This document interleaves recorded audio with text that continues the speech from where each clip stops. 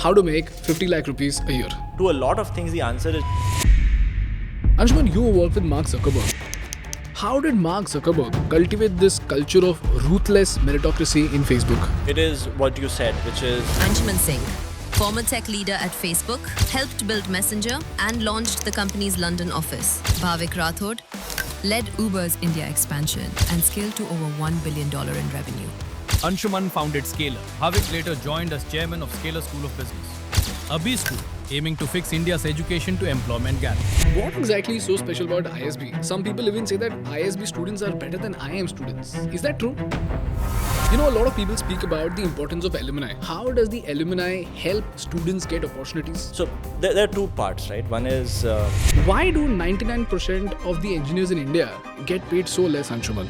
there is a difference in How can somebody learn problem solving calculatively? What are the most important attributes that Uber looks for in a high performing individual? We used to have this term at Uber, which we keep calling about it. What are the attributes that make Silicon Valley the place it is? Most Silicon Valley tech companies I've seen so far are but you were supposed to get promoted within a year. If you don't get promoted within a year, you were fired. So, promotion or fire? Promotion or fire. How do you differentiate between two candidates? A lot of resumes that actually stand out.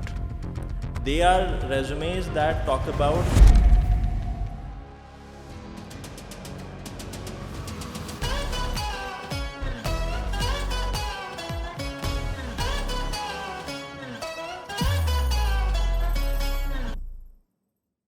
Guys, today the agenda for the podcast is pretty simple.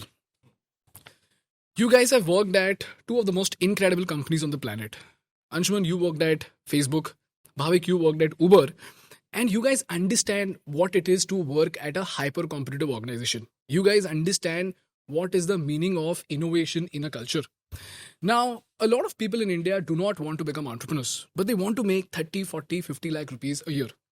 But sadly, most people in India get paid less than 5 lakh rupees a year. Interesting anecdote is that when I was graduating from college, 2019, TCS, Wipro, Infosys, all these companies were paying anywhere between 3.5 to 4.5 lakh rupees per year. Even today, these companies are still paying in the same range. Now, earlier I used to think, evil corporates. But then as I got into business, I understood that it has to do less with evil corporates and more with less productivity.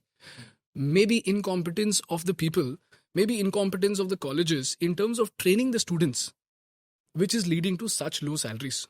So today, I want to have a playbook which is not available anywhere in India, by which anybody who's watching this podcast, no matter whether they are from a tier 1 college, tier 2 college, or a tier 3 college, I want them to understand what are those high value skills that can help them make 30, 40 lakh rupees a year.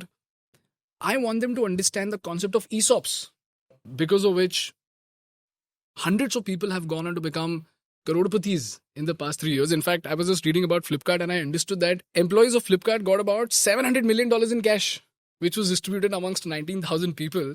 And I also heard that from Swiggy, hundreds of people became crorepati's, not because they were founders, but they were just employees who had ESOPs. And since you belong from Uber and Facebook, you are at the perfect vantage point to help us define this playbook in such a way that in the next 2 hours, people can have concrete takeaways on how to make 50 lakh rupees a year.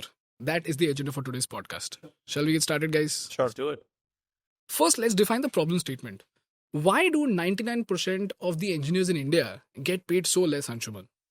Yeah, I think it is what you said, which is there is a difference in productivity. There's a difference in skills that are needed. In fact, we talked about Infosys, TCS, etc. Right? They hire people from college, and they run them through a 6-month training after that, because they know that what they're hiring for is not their skills because they are anyhow unskilled.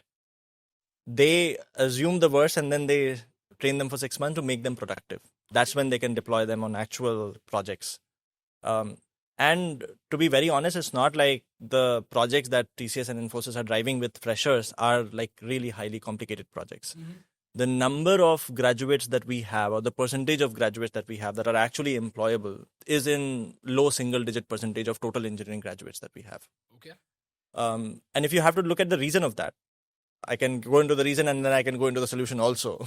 But the reason is there is sort of like a tech boom happened that happened in very early 2001 or so. Back then, the colleges that were actually producing engineers were IITs or NITs that you see today. And the number of those engineers would then be only in thousands. Suddenly, there was this need for getting hundreds of thousands of engineers, and there weren't enough engineers to employ from. And because of that gap in demand, suddenly there were a bunch of these colleges, right? Like I know in Delhi NCR, like almost every single gully has this new one college that has opened. Correct. But when you scale colleges like that or institutions like that, a bunch of things don't scale. For example, you don't have very high quality faculty that can teach students. You don't have the right kind of controls in place to help build the right culture within the colleges. So what ends up happening is that you suddenly have this race of people getting into engineering and then just finishing BTech by just getting the bare minimum marks.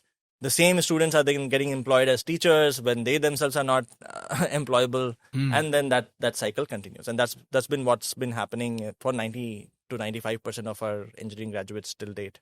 There are exceptions though. For example, one of the things that India did so well was establish IITs in tech. And IITs, I mean, all being said and done about their curriculum, their teachers, etc.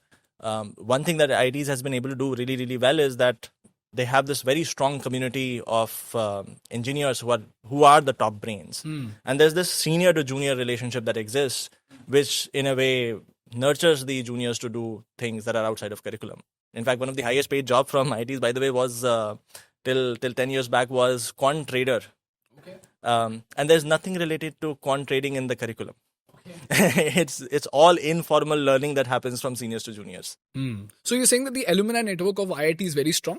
Yes, the alumni network is strong. The intake year over year is also very strong. I mean, they're basically the top 1,000 brains in the country. Got it. You know, a lot of people speak about the importance of alumni, whether that's in Harvard or BITS or IIT. Can you tell me, how does the alumni help students get opportunities? There are two parts, right? One is what do I get from my alumni and what do I get from my seniors? Okay.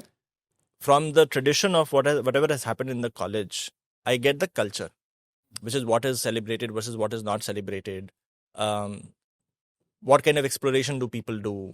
For example, this quant trading thing that I was mentioning, that became sort of like a culture or unsaid ritual, that there are these top people who would run these clubs. They would teach the juniors. So you learn this informally from your seniors who have imbibed that from their alumni. The other is, for example, ISB has a very strong alumni network.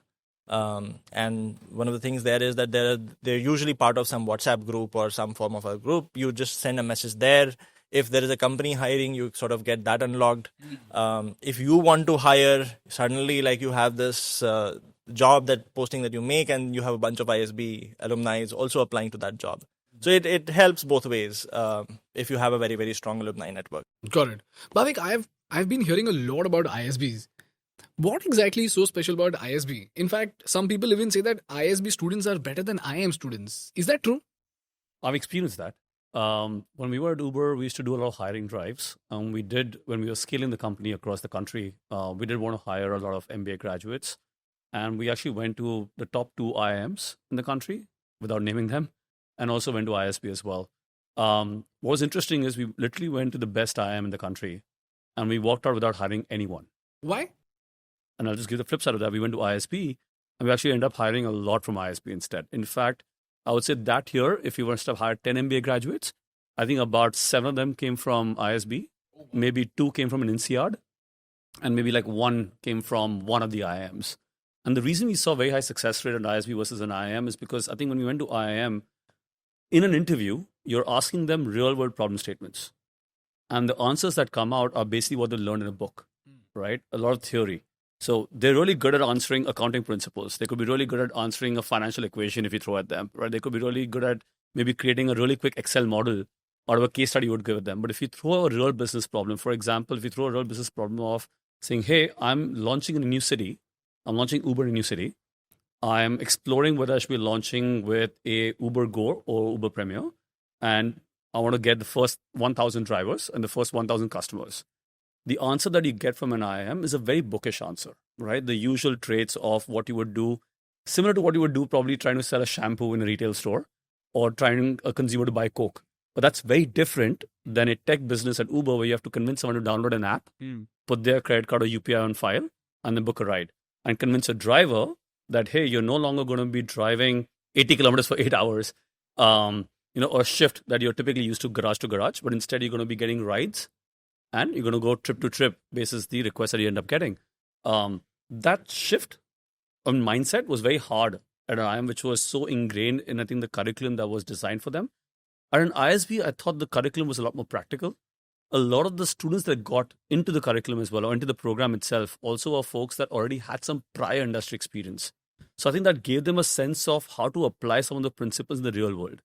I think also at ISB, the culture was there to do a lot of real world business cases, right? So they would work with companies or partner with companies, bring in projects from companies and say, hey, can our students work on these projects? So they were real projects. And when they solved that, they started realizing that what I'm taught in theory, what I'm taught in textbooks in a classroom versus what I actually have to apply in the real world, there is a fundamental difference in that. And I started applying that, I started realizing the nuances. What does it really take for me to get the first 1,000 customers? What does it really take for me to get the first 1,000 drivers on the platform? What product will work best? What pricing should I go for? And how will that be perceived talking to customers about it? That nuances are very, very clear in an ISB curriculum in the way they designed it and the way they ended up maybe also recruiting the students or the candidates into the program as well. And I think that also led to a lot of the design choices we made onto the program that we created here at Scalar School of Business. But I think we saw that very evidently in not just 1 year. That was year after year. I think I must have gone to all the top IIMs and ISBs probably like 5 years in a row when I was at Uber hiring. And unanimously, year after year, we ended up more successfully hiring at ISB than at any of the IIMs. Got it. What are the most important attributes that Uber looks for in a high-performing individual? Sure. We used to have this term at Uber, which we keep calling it always be hustling, right? But it's such a broad term on hustle. And the hustle culture is sort of, sometimes looked down upon in some startups as well. That just means like go in and just do whatever it takes. But I think if you just peel the layers behind the scenes, right? And especially if you look at some of the students that have done well or some of the candidates that we end up hiring that did really well in the company, were those that combine that attitude of saying, I will get this done, but I'll peel the layer to go deep into the problem itself first, right? And so deep problem solving skills, very data-driven insights. So I would peel the layer and go down to the level of data. I would talk to users. I'll be very, very clear about what is the issue that every single user is facing, and I will solve customer tickets myself. I will talk to drivers myself.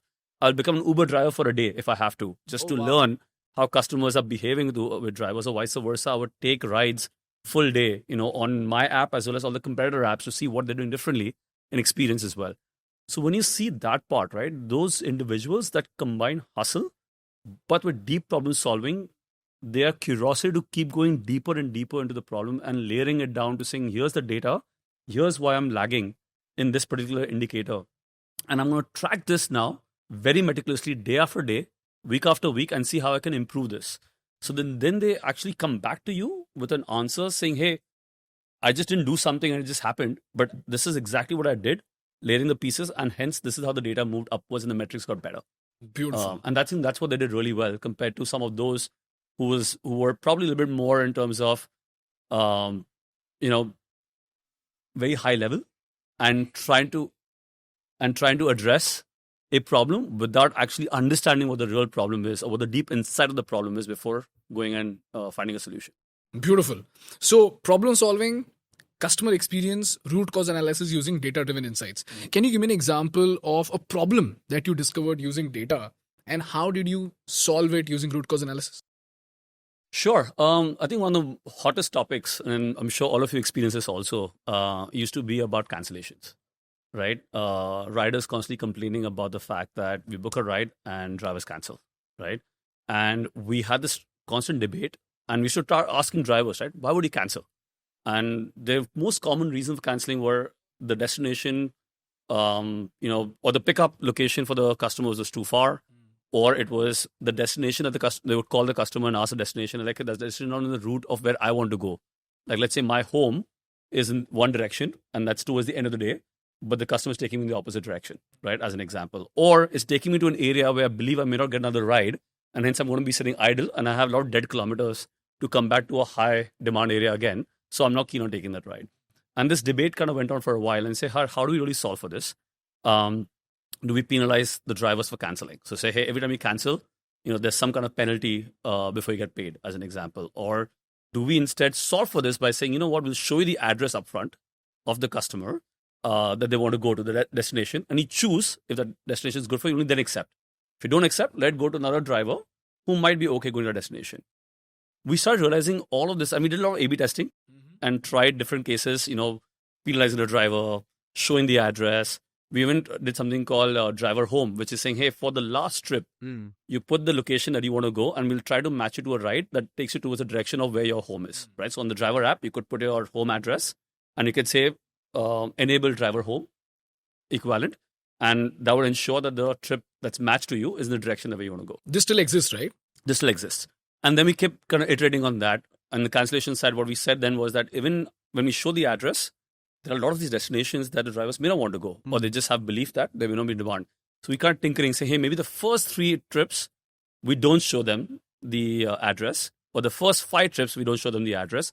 If they do those 5 trips without canceling, still accepting without knowing what the destination is, from the 6th trip onwards in the day, we'll start showing them the address. But how does that change the driver behavior? Because it starts, so now just think about driver psychology, right? From the very first time, if I start showing them the destination, you could have certain destination the drivers just don't want to go to. So what happens in that case is, for the customer, the experience is terrible.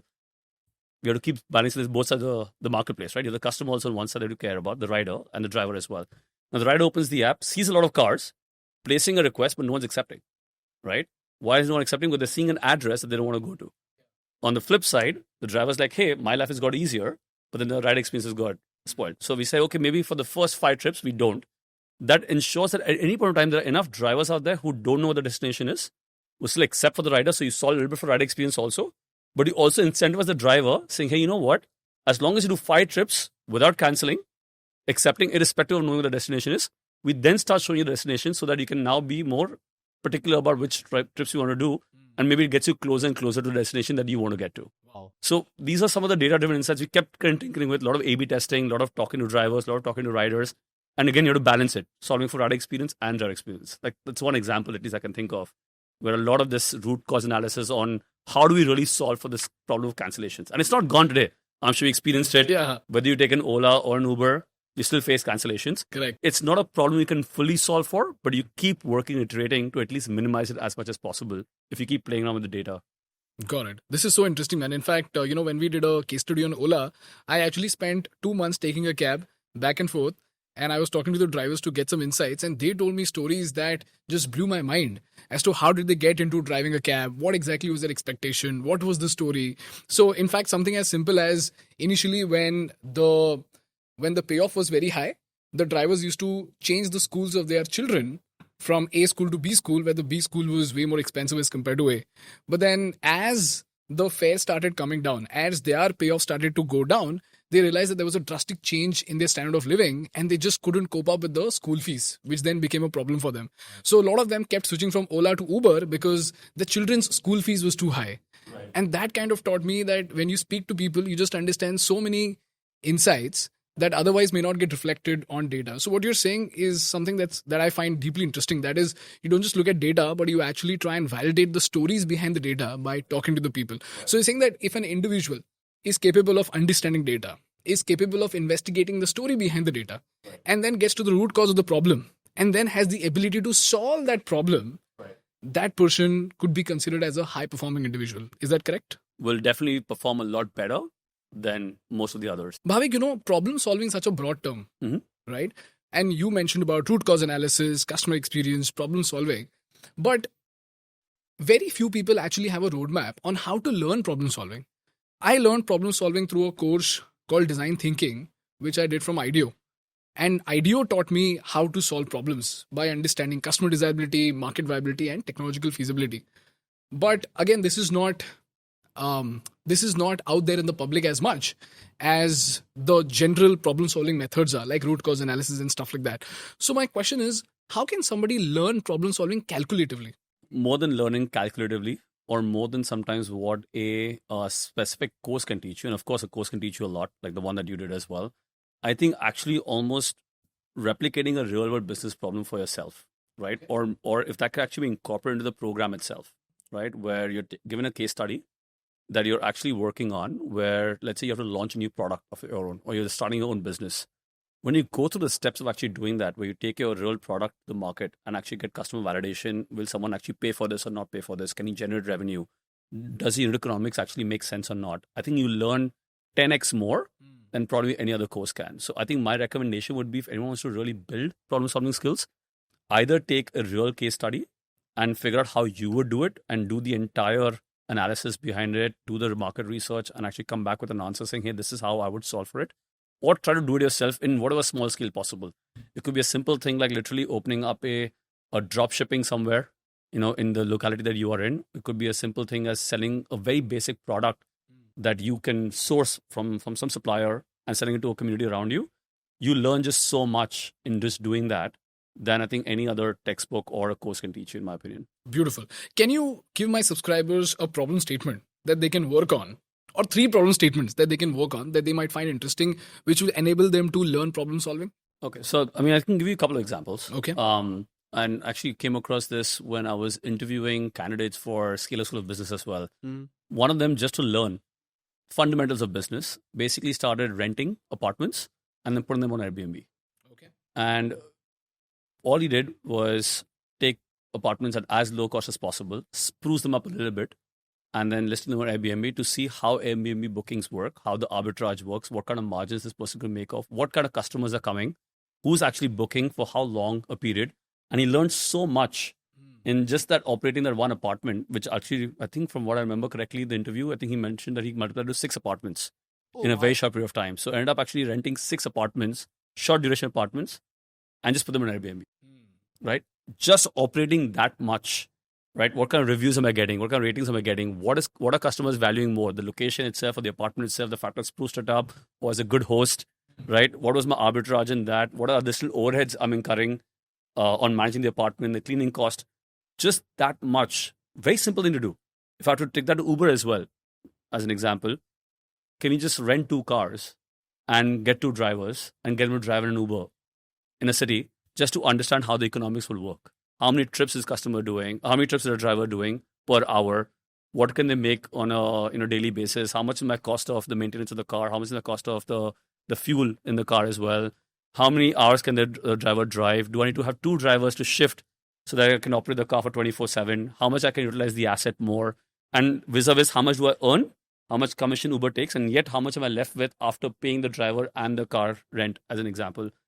Just doing that much. Low cost, low effort will teach you a lot more than pretty much any textbook.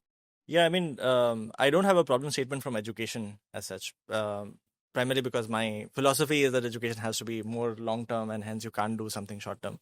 But I think today, in today's day and world, you can start like a cloud kitchen, for example. You can register on Swiggy, you can start delivering food, which you could run for a short period of time just to see again like how the food economics work. It's a competitive place, so if you're able to generate profit from there, you should have done something really well. And it doesn't require a lot of investment to begin with if it's just a homely food. Beautiful. Guys, tell me something. I did not understand the value of these side gigs until I heard Paul Graham. And Paul Graham says that resumes might lie, but side gigs never will. But I want to understand from you, if somebody comes to you and says, let's say Tanisha comes to you and she says that, Anshuman, this is my resume. I've got technical skills, that's fine. But you know what? On the side, I actually tried starting a college canteen and I made 3 lakh rupees in profit. My question to you is, how much more valuable does the candidate get the moment they tell you that they've run a successful side gig and generated a profit? I believe for somebody to succeed in a business role, there are following things which are important, right? And one of those things is being extremely curious and very proactive. In today's day and age, to be honest, if you're very proactive, there are so many tools that will help you on the job. Today, I might not know how to design an org, but if I go and talk to a GPT, it will give me 80% of the answer. Correct. And sure, it might need more refinement after that. But it just takes a lot of proactivity for you to just go and ask those questions, right? You could ask 10 of your mentors and they can tell you what you might be doing wrong. So it does help. It does help in shortlisting that particular resume. because it shows me some signal that this person is proactive. In fact, that's one of the biggest signal we look for in SSB admissions also. Oh, really? Anshuman, tell me something. How do you differentiate between two candidates, one with a side gig and the other without a side gig but a great resume? I mean, I don't think it's necessarily side gig, but it's some proof that you've been very proactive in your life. You've not just followed what was told to you throughout your life, right? So if you've only been academic, if you only prepared for JEE, if you only, let's say, finish your whatever bachelor's because you were told to, then you're not as interesting. But if you have done things outside of what you were told to do, and if you've been able to go deep there, and you've been able to actually produce a result, then you become suddenly far more interesting.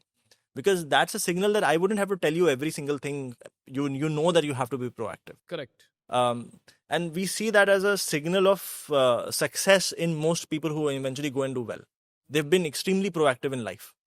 They keep scouting for opportunities instead of somebody coming and telling them that, hey, look, you should go and apply to that particular job, or you should go and talk to that particular person.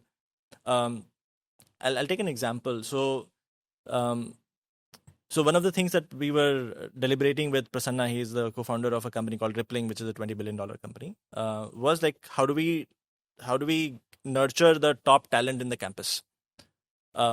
What kind of support do we give them? What kind of people do we connect them to? What kind of courses do we run? One of his insights was that, look, you took example of Paul Graham, right? So one of the approaches that Y Combinator also followed was that, look, it doesn't make sense to guide people and like connect them with people themselves. People who are usually proactive would reach out to the right kind of networks themselves. Right. The reason why I knew Prasanna was because in school I was very active in coding. Okay. And my college, professors had no exposure to coding. They were not even interested in helping us in some of those things. But we figured it out because there were a bunch of these college kids who would participate on this website called Top Coder. So we connected with each other there, and we constantly chat about problems and like what else to do, etc., etc. Right? So we form your own tribe and community. People who are very proactive, they usually figure out their tribe, they figure out their community. If they know that, like, I'm trying to do something in education, for example, you would reach out to the right kind of people in education to get guidance when you're stuck. So hence, proactivity is one of the strongest signal for somebody succeeding. And that's why that side gig absolutely matters in the initial selection. Obviously, like, then there are conversations after where you try to see how deep you are, what's your problem solving process. The other attributes are also important, but this is a great way to unblock your resume shortlisting, for example. Beautiful. In fact, I was speaking to Ritesh Agarwal and I asked him about the TL fellowship. So what I had in mind was like a crazy syllabus, great teachers, guest lectures, probably an interaction with Brian Chesky, which could have resulted into Peter Thiel Fellowship becoming so successful. I asked Ritesh, so Ritesh, tell me, what was Thiel Fellowship like? And what did you learn over there? What was the curriculum like? He was like, there was no curriculum. I was like, bro, then what did you do? He's like, nothing. Because Peter Thiel understood that if you get a bunch of smart people together, they will figure out what needs to be done by themselves. I was like, okay, then why is it called a fellowship? I mean, they must be teaching you something, right? He told me that I have to decide what I have to learn. I will just be connected to the right people, and then I have to hold a conversation with them to try and solve my problem and hopefully go back home with a different perspective on what works and what does not work. So he went to Peter Thiel Fellowship with a concept of Oracle stays. And then he went back with Oyo, which became a $1 billion company, which was quite astounding, right? So what you're telling me, does that fall in the same lines, which is you don't have to teach people how to become legendary? Legendary people will become legendary merely because of their proactiveness? Yeah, and I think it's unfortunate that our schools teach us not to be proactive. They teach us to mug up scripts so that you can score well in exams. So hence, like, once you graduate from school, there is a bit of unlearning to be done. And the role of a college or an institute is to do that.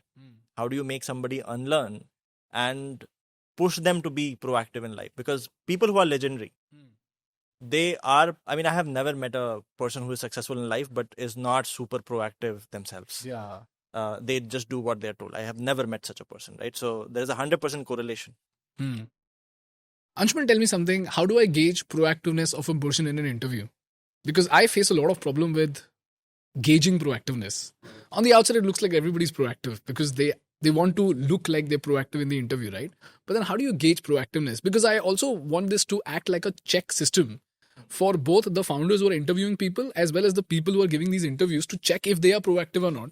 So that if they're not proactive, they can go on to become proactive. So I had a conversation with Saurav Ganguly once, and I had asked him the same question. Hmm. He said, in sports also, there is no way to judge potential of performing well. All you have to do is you have to see what they have done, and basis that you judge somebody's potential. Very similar for proactivity and performance. Usually, judging somebody based on potential is a bad way of judging. You're more likely to fail. What do you mean by that? So there are two ways, right? One is I have a conversation, and basis my conversation, I feel this person can become very proactive in life, has the right kind of energy.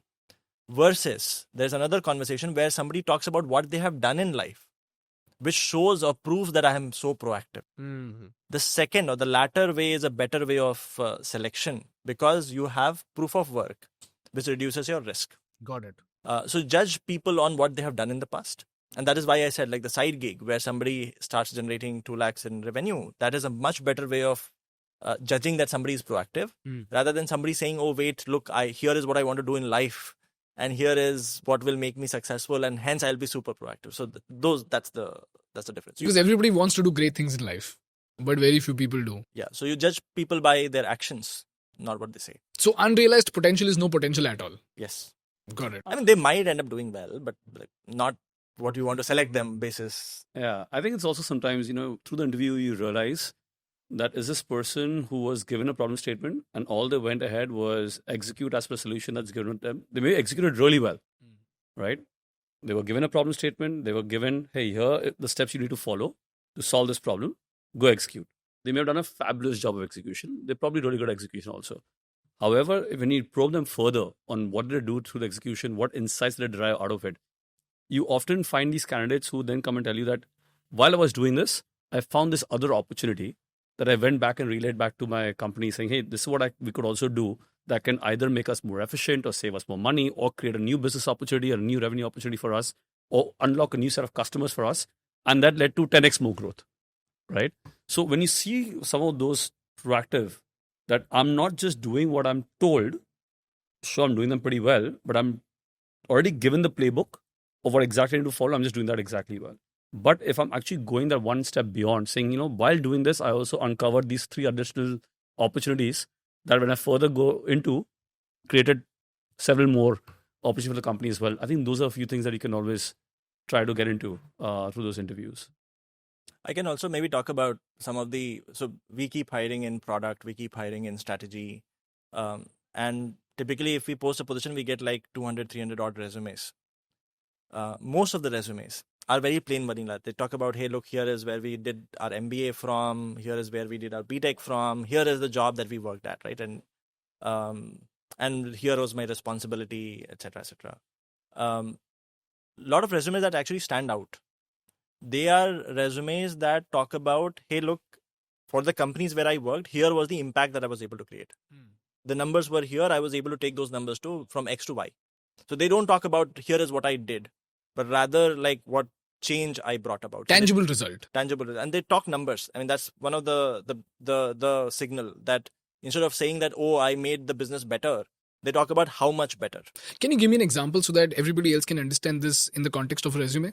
Yeah, I mean, so for example, there are 2 kinds of resumes you would find. One is would talk about, hey, look, for example, I'm just taking hypothetical That's example, okay. right? So let's say I was working at Amazon and I was responsible for the gaming division and I worked there for 2 years. I managed 10 people and I managed stakeholders across, let's say, 10 different teams, right? So that's one kind of resume. The other kind of resume would be very focused on impact, which would say, hey, look, I was responsible for the gaming division. I took it from X revenue to Y revenue.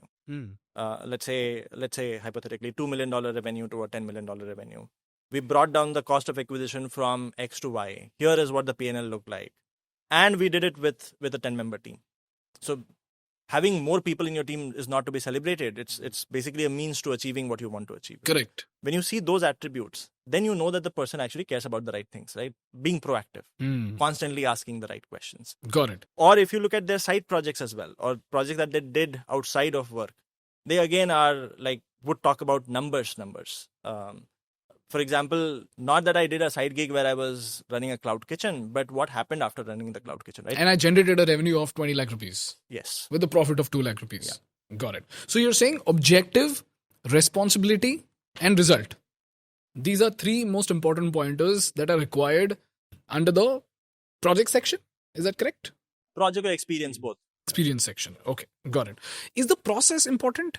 Is it important that I state what process I used in order to solve a problem in my resume itself? Not really. I mean, that comes out in the conversations. But what differentiates you from others is like, what changes were you able to bring? If you were there just occupying a seat for 2 years, 3 years, that doesn't interest me, because you'll probably do a similar thing when you come to my company. But if you were able to bring about a large change, then I really want to talk to you, because I also want that change. You know, when I was speaking to a lot of my students at the communication masterclass, most of them are executives. They often bring up a problem statement where they have brilliant ideas to save the company 10 crore rupees, 20 crore rupees, but the management just doesn't listen to them. And because of that, they don't have a tangible result to show. In that case, what would you do? Bhavik? I mean, I think that's a hard one.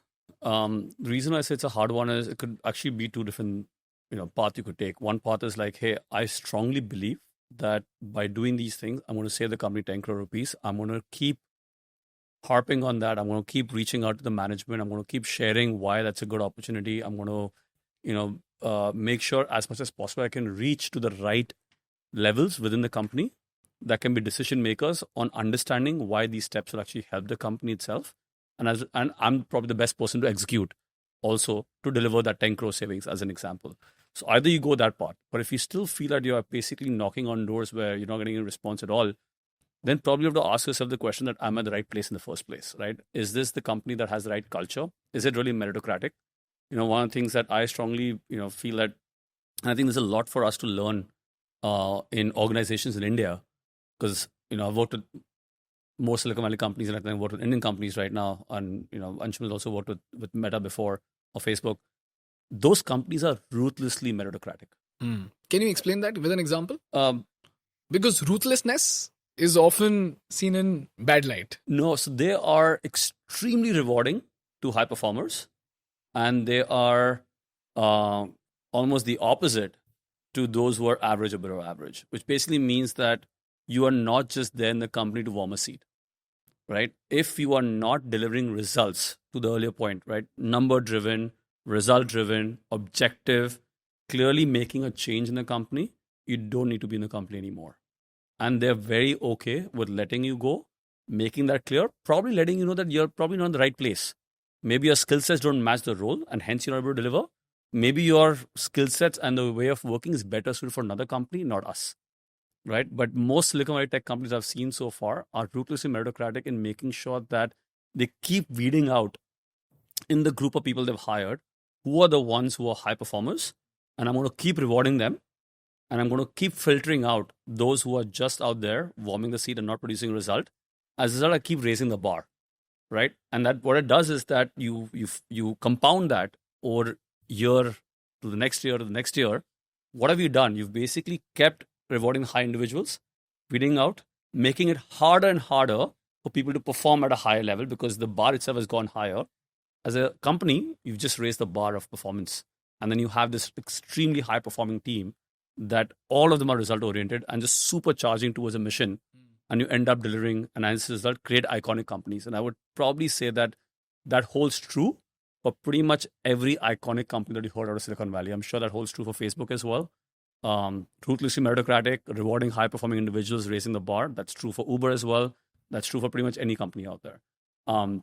So I think if you're in an organization where you're stuck, despite of you making your case stronger and stronger and stronger, you probably have to then question, are you in the right place? Is that company meritocratic enough to value suggestions, inputs from everyone? And does it allow for the best answer to win? Versus saying, hey, I'm the manager or I'm the leader and hence I know what I'm doing. and I will not allow the best answer to win. The minute you create a culture, by the way, this was one of our cultural values at Uber, that the best answer always wins, no matter where it comes from, right? As long as you make sure that's always the case, you will always make sure that you're going to be meritocratic as a organization as well. Anshuman, you worked with Mark Zuckerberg. How did Mark Zuckerberg cultivate this culture of ruthless meritocracy in Facebook? Firstly, I think everybody was told that if you have an idea which most people don't agree with, go and try out that idea. So, and the way product releases were planned was initially everybody would use Facebook, even the employees would use Facebook. All employees had access to a version of Facebook which was different from the public, which is all the experiments that were going on, you would be exposed to that. Okay. So in a way, you had a version of Facebook. If I wanted to build something which I believe would work, you just build it and it will be open to employees first. For example, chat and messages. There was a big fraction within Facebook that believed that Facebook should not have chat and messages. It's a social networking website. It should have newsfeed. It should have posts. It should not have messages. That is a Google Chat thing. Should happen on Google Chat. Somebody actually went on and built this in a hackathon overnight. And it went live for employees. Employees liked it. Then the second phase of rollout usually used to happen in New Zealand. Because New Zealand was this one country where the external connections were not many. Okay. So it was sort of like a self-sustained country within. Atmanirbhar connections. So second phase of release would happen in New Zealand. There you would see as an A/B experiment whether the engagement is higher in that region compared to other regions or not. If it is, then it goes live. Got it. And nobody would hold it against you if you fail.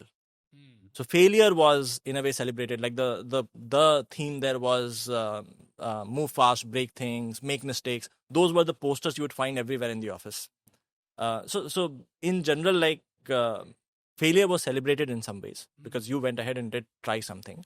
What was, however, the format of your review at the end of 6 months or 1 year would be exactly the numbers that you moved. Format of the review. So you had a performance review at the end of 6 months or a year. Nobody would ask you what time you come to the office, what time you go from the office, as long as you show up to the meetings that were scheduled. Okay. But I remember my format of performance reviews also. I would be asked, like, mention in 6 months or in 1 year, what were the numbers before, what were the numbers after that you were able to affect? Regardless of which position you were in?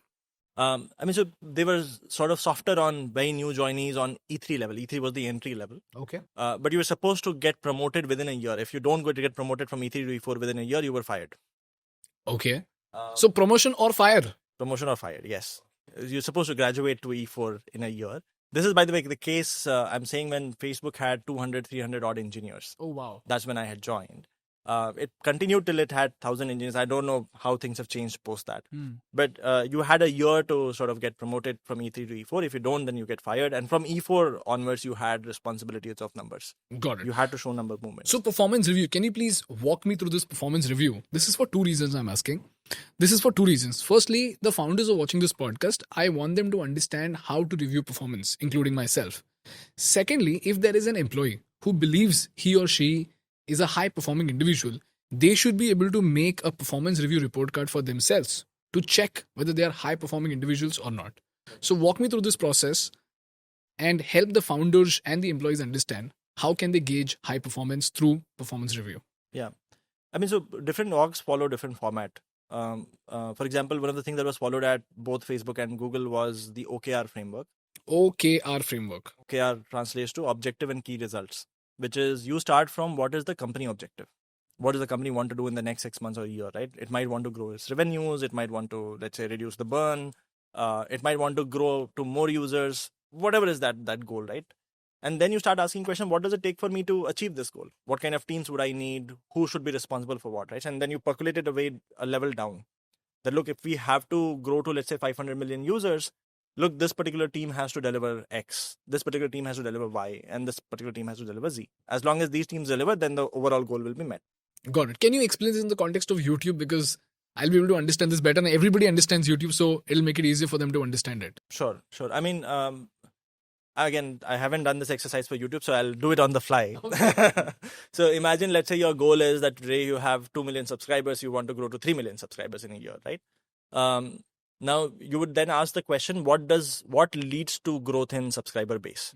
You would probably break it down by age groups. You would say that today I have let's say 1 million subscribers in the 25 to 30 age group, but my competitors have, let's say, 2 million subscribers in this, or let's say 1.5 million subscribers in this age group. So I should aim for, let's say, 500K growth here, 500K growth there. And then you will percolate it down to say, okay, fine. That means I want this kind of content being published these many times with this kind of views in this age group versus that age group.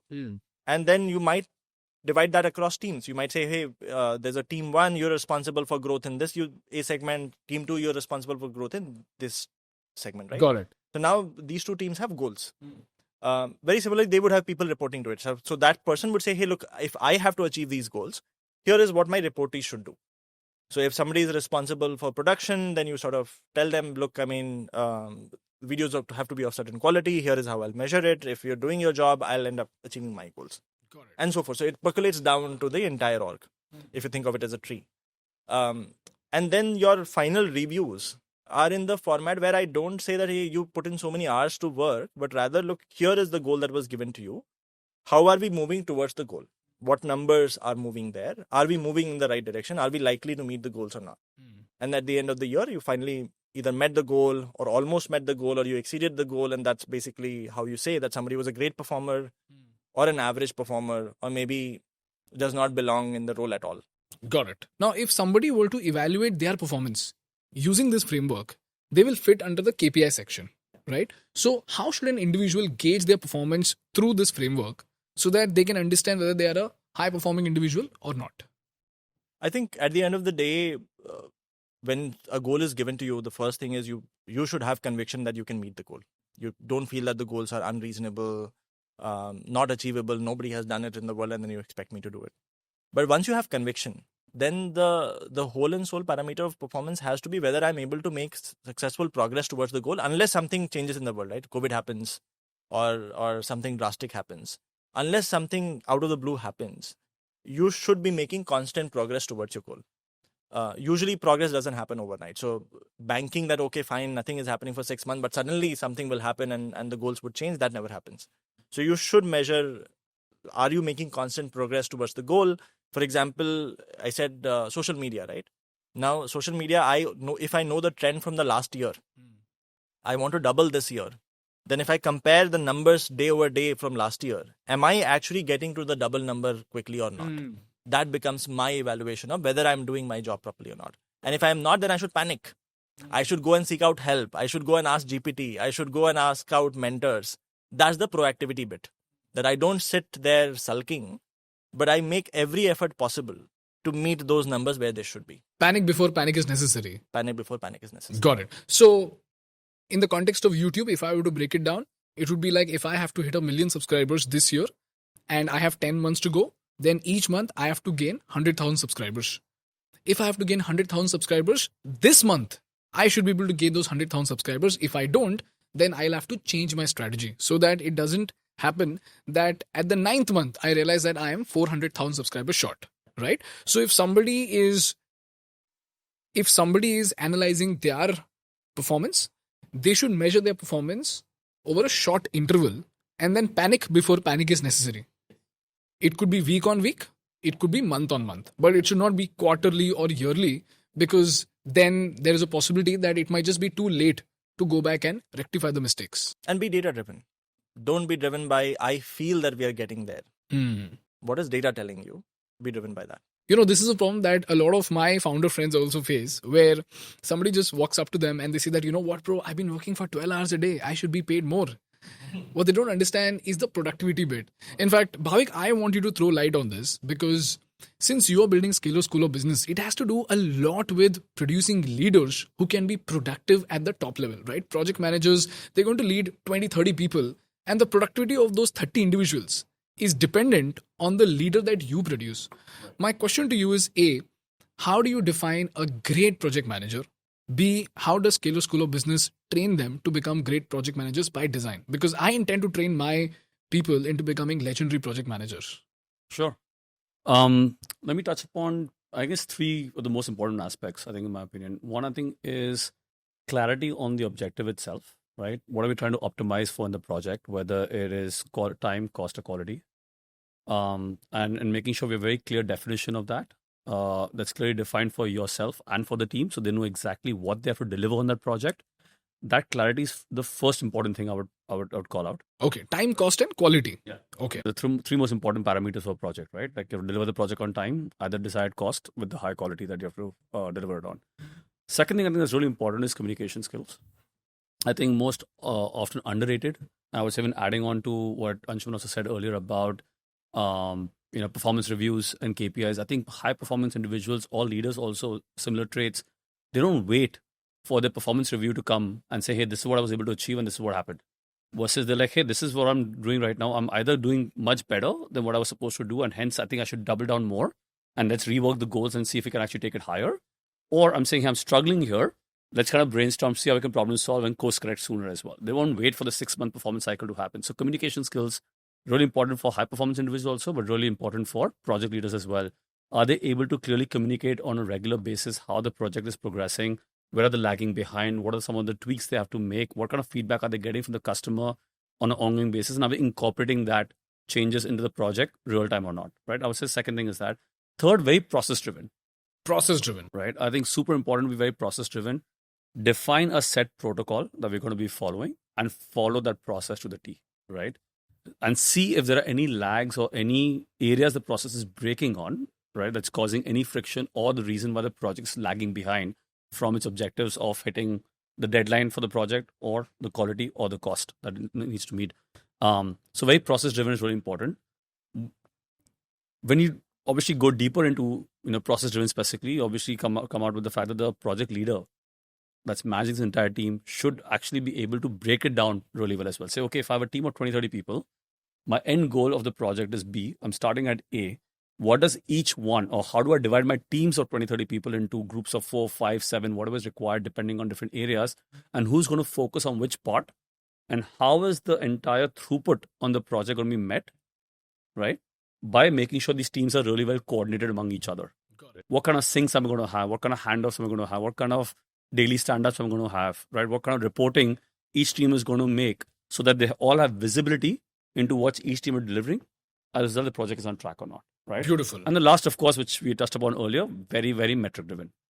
Very, very? Metric-driven, right? Break down the project into smaller pieces, smaller milestones, define what objective we have to achieve or what KPI we have to achieve at that milestone and see if we're hitting that or not. Got it. So, in simple words, process driven is understanding the objective of the project, like Anshuman said, then to break it down into different processes, then to break down the process into different tasks, and then delegate the task to the right person Or the right and team. then or the right team and then track it. Right? Okay, got it. So project, process, task, delegation, and track. Does that sum up your answer? Yes. Okay, perfect. Bhavik, when you say communication, a lot of people misunderstand communication to be English speaking. So I want you to break the myth and help me understand what is the meaning of great communication. In fact, a lot of people even think just because I speak too much means that I'm a good communicator. So help me understand concretely, what is the meaning of a great communicator and how do you gauge that during an interview? That'll be better. Wow. I can tell you what I have experienced at work and then how I translate that to the interview as well. I think what I've seen at work often is, and it's the hard truth, is people who speak really good English and are loudest in the room often get heard the most. Correct. And I think your knack as a leader has to be to cut through that noise and actually understand the person who may not be the loudest voice in the room, but is able to articulate the solution or the problem, whatever that is, in the most crisp, precise way, and probably is able to give out insights which are probably closest to the ground truth, and hence has the highest capability of actually understanding the problem and hence finding the solution as well. Got it. When you then translate that to the interview as well, you start realizing that it's not just about English. It's not just about the ability to, speak really good English words and, narrate your story in the most emphatic way. It's more important that are you able to articulate precisely and crisply what exactly was the problem that you were dealing with and how did you actually go about resolving that problem or the solution itself.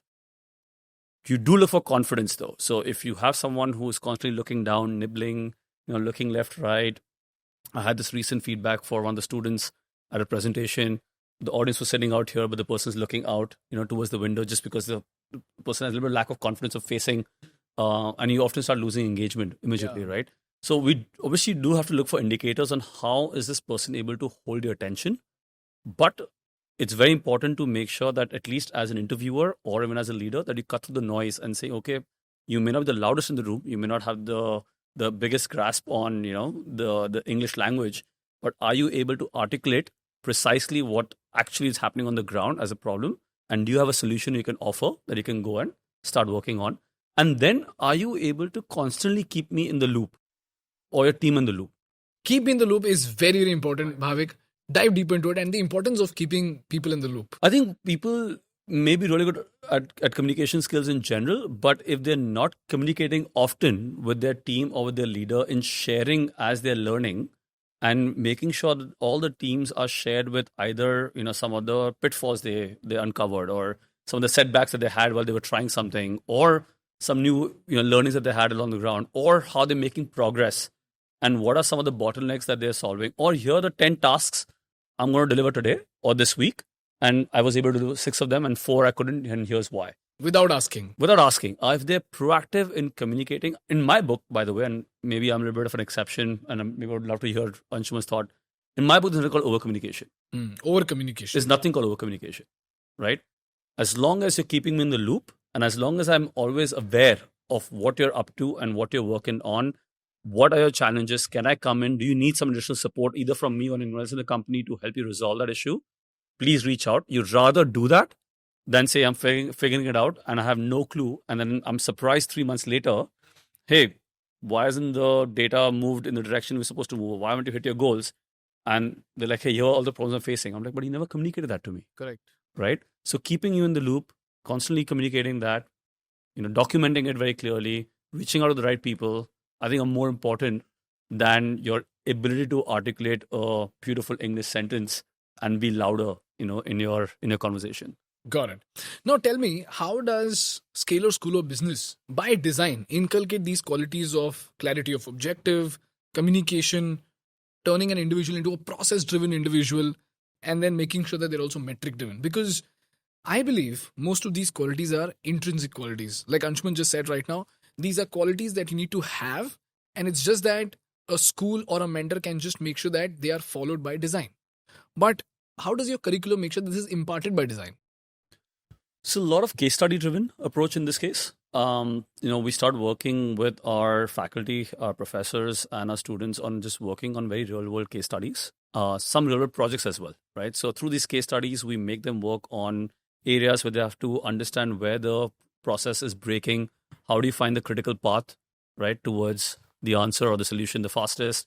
So the students actually work either in teams or sometimes individually, working on these case studies, which are not case studies from the 70s or the 80s, right? Often, in fact, if you go to even the top MBA schools today, they're still using the same case study that was probably taught back in the years, right? And the world has changed dramatically. Correct. And hence, I think your understanding of how to implement that has to change dramatically as well.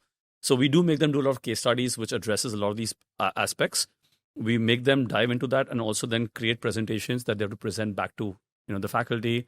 In fact, applying that to the real world, very recently, we actually had a case study for our teams from Mokobara. If you've heard of course, Mokobara, the amazing D2C brand that we have. What we did was we actually gave a real case study to all our students of how will Mokobara go and expand their footprint in APAC and launch a new market in Asia. What is APAC? Asia Pacific. Okay. Can you name a few countries that fall into this? Australia, New Zealand, Singapore, South Korea, Japan, Vietnam, Middle East. So everything basically that covers Asia and the Pacific part of it. So the problem statement that was given to them was a very open-ended problem statement by Mokobara saying, hey, I'm the founder. I'm the head of growth. We're looking at expanding Mokobara beyond the country, beyond India. Looking at APAC as a region because of proximity to India as well. Probably we can understand the market better. You as students, can you guys create a case study and a presentation? Which country in APAC we should go first to and why? And what kind of P&L can we expect? Or what kind of projections can we expect? Can we hit 100 crores in 3 years if we launch that new market? And then the students were given 6 weeks to prepare this entire presentation, right? And they went working in teams from doing research to understanding the market to even for that matter, I was amazed by the amount of hustle and the investment the students made. They even went and hit up people on LinkedIn in South Korea and Japan and Singapore and Malaysia and Vietnam and did Zoom calls with them. Okay. Random users saying, hey, here's a brand called Mokobara. We plan to launch this in the market. What do we look for? What would made you switch from your current options that you have? Maybe it's a Samsonite, maybe it's an American Tourister or some other brand. Found out Charles and Keith is pretty big in Singapore as well. To actually maybe buying a Mokobara, what could be those traits you'd be looking for? What are the things that you're not happy about in your current suitcase or these brands? Students went to that extent of actually having, in fact, in some cases, they had conversation which are not in the local language. Okay. They could not understand like English, right? So they actually had translators, or they would use Google Translation while they were on course to understand the user insights. Then doing market research to understand the macro factors of it, doing comparative analysis on what a Samsonite is doing out there, or what a American Tourister is doing out there, what a Charles and Keith is doing out there, and what would be the wedge or the entry for Mokobara, at what price point will actually make them successful, and then which market they should zoom into, where they can actually get 100 crores over the next 3 years. So when he goes through the entire process through a real case study, and then what we did, we had this presentation delivered by the students to the founder of Mokobara and head of growth of Mokobara come into the campus itself. So both Naveen Parwal and Venu Madhav, who are the co-founder and head of growth, came on campus, and the students that were selected among the top 3 presentations got a chance to present their entire findings and the entire presentation to these and get real feedback directly from the founder himself, right? Wow. And so if you just break it down, it taught them how to do research. It taught them metrics. It taught them how to solve for a P&L or numbers. It taught them how to derive user insights. It taught them how to work in a team with each other and how to break up the responsibility of who's going to work on which aspect of this entire case study as well. It taught them how to communicate and build on the presentation skills through this entire process, right? And more importantly, got them ground reality of how a business operates and how you launch a new business in a new market.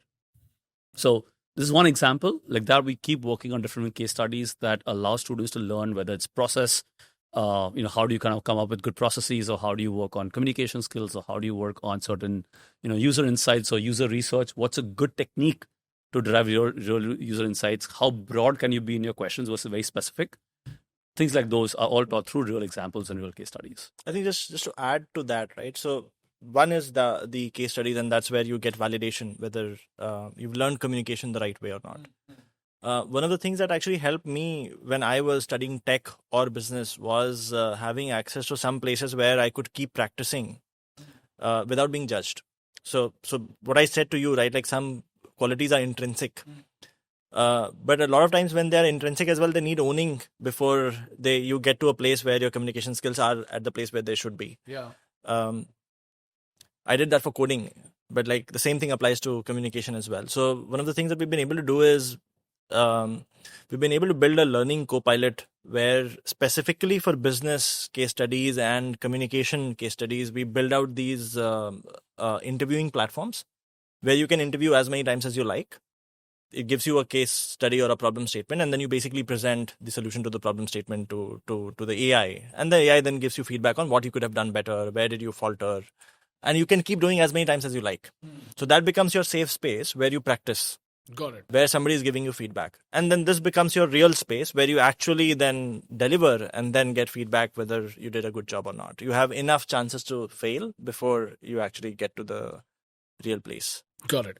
One challenge that I think you guys might be facing is that when you put out your numbers, your placement report, a lot of students might expect that, they usually look at input and output. They say, okay, Scalar School of Business बोल रहा है कि 26 lakh rupees मुझे package मिल जाएगा. So, the message usually is XYZ number of students got a 26 lakh rupee package. The median salary was XYZ. But it often gets translated as, the moment I enroll into Scalar School of Business, 18 months later, I'm going to get paid 26 lakh rupees. My question is, how do you gauge a good student and a bad student within your own batch? So that, A, if somebody is enrolling into a business school, they would understand that even though that school is prestigious, that school is not meant to give the output. They are supposed to derive the output using the facilities and exposure given by the school. B, if someone enrolls into Scalar School of Business by looking at this podcast, I want them to have their expectations straight. So I think, firstly, differentiating between a good student and a bad student, I think to what you said, and I've experienced that at my MBA program as well that I did many years ago, the program just provides you a platform, right? What's a good program? A good program is a curriculum that's evolved to what the future expectations from the business world are a good faculty, right? A good exposure to industry, good mentorship, and a culture and environment created that allows you to grow collectively, right? That's what we provide as a program. That's what pretty much any college that's thriving, that wants to do well, will provide that. But then it comes down to the student on how much they can derive out of the program, right? So it's how much you can give and take from the program itself. And I say both, give and take. How do you give to the program? You give to the program by contributing in terms of participation in the class, right? Being active in terms of, doing your assignments, working with your colleagues and your classmates on different assignments or projects, maybe building something or tinkering on something on the side as a side gig. That's how we give in the program. How do you take from the program? Be attentive in the class. You're learning some concepts, working on these case studies, taking these chances the campus is giving you, like this opportunity of a real case study by Mokobar themselves, as an example, right? Take those, participate, actually work on that and see if you can actually come up with something which is exciting that boosts your confidence that I know how to tackle a deeper business problem. So when we see students who are actively giving and taking in a program, that to me is a good student. When you start seeing a student who is just sitting back on a seat and saying, I am a student now, the program has to deliver an outcome to me. And then they start passing on the baton to the program itself and to the team behind Scalar School of Business itself, that it's now your job to get me this job that I'm looking for, which I thought I will get when I come on the program. That, when they lose that agency on themselves, that I have to also work hard and make it happen, typically will not end up in a great place. Now, we as a program will try our best, and we as a team will try our best to make sure we nudge every student. We create that culture that no one's sort of left behind, right? And everyone's kind of nudged to kind of work towards that objective that they want to work towards and achieve, whether they want to become a founder themselves or join a big company or pursue any other programs in the future. But it becomes very obvious and very clear through this entire program duration, where you start seeing some students who have very high agency and give and take a lot in the program, and those who just sit back and saying, I'm here, now just do what you have to do for me. Guys, do you find it difficult to position yourself in front of legendary B schools like IIM and ISB? How do you position Scalar School of Business in front of these? So I think, firstly, we have to recognize these institutions have done a phenomenal job, right? They've been in the country for decades. They've produced some of the most incredible talent. Some of them have become business leaders, not just in India, but globally, and have done extremely well. And they've made the nation really proud in creating that. I think our conversation that we have with students, right, and that are evaluating different multiple options that they have, I think one, we do emphasize a lot on the fact that we are a program that's at the intersection of technology and business. And we are a program that is taking a lot of industry leaders into the program itself, that allows you exposure directly to the industry, and as a result, prepares you better for the industry as well, right? So it's by industry leaders to create new industry leaders, right? And we use that in our prospectus and on our website, but we actually mean it as well. Right? So we have business leaders who keep coming on campus, interacting with our students, giving them these problem statements, mentor them, coach them, and eventually help create business leaders also. I feel somewhere, even though the IIMs and ISBs have done a phenomenal job and they continue being a great institution as well, they have sort of distanced themselves, right, from the industry. Okay. And this is a feedback we unanimously get from all companies, right? We've spoken to product-based companies, we've spoken to service-based companies, we've spoken to consulting companies, we've spoken to startups. And the unanimous feedback is that they're great institutions because they filter for the talent really well, right? So because they're so aspirational that you have millions of or hundreds and thousands of aspirants applying there, and then they select, and the selection process filters for the high agency, really high quality and high performing individuals. And hence, as a result of that, because they've done that program and they got filtered there, I have expectation this person will be a good performer in my team as well. Correct. But when they actually hire, the reality is that they start realizing the college itself has distanced itself from the industry a lot.